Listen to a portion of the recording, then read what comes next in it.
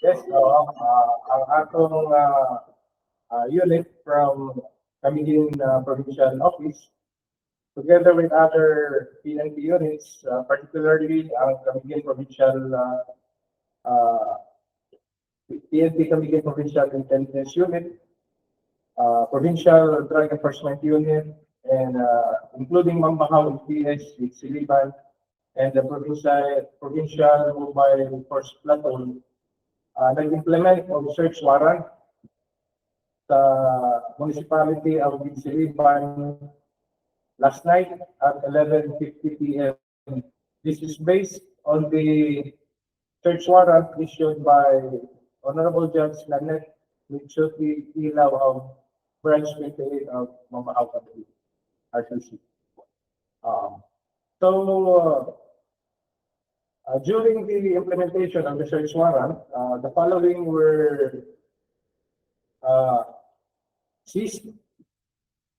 First and foremost, na ay more or less 15 grams of suspected shabu, and the value of this is around 102,000 pesos. 5 pieces na siya na different sizes of heat-sealed transparent sachet. And aside from that, na po ay mga recoveries of alleged sorted drug paraphernalia in different containers. And aside from that, na po tayo recover na CJ 85 combat caliber 9mm pistol during the conduct of the service of search warrant. And including therein around 22 live ammunition sa 9mm na po ay na-recover na duha ka cellphone. And during the service of the search warrant, tayo mga witnesses ani from the DOJ dito sa Camiguin and elected barangay official.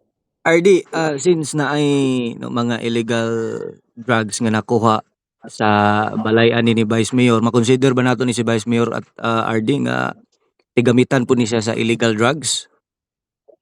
Allegedly, maunang po ang aligasyon no kay impact ang iyang balay mga nila na himo nga gamitanan. And of course, naman tayo mga standard operating procedure no. So might as well subject natin siya sa kuhan kanang DP, and we will find it out kung as far as using is concerned.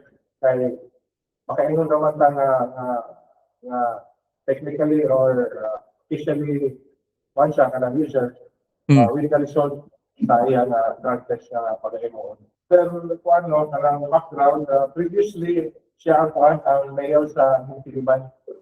Okay. Previously. So karon siya incumbent nga vice mayor.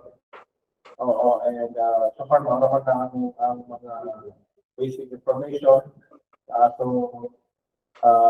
na-receive from the operating units dito sa ground mismo.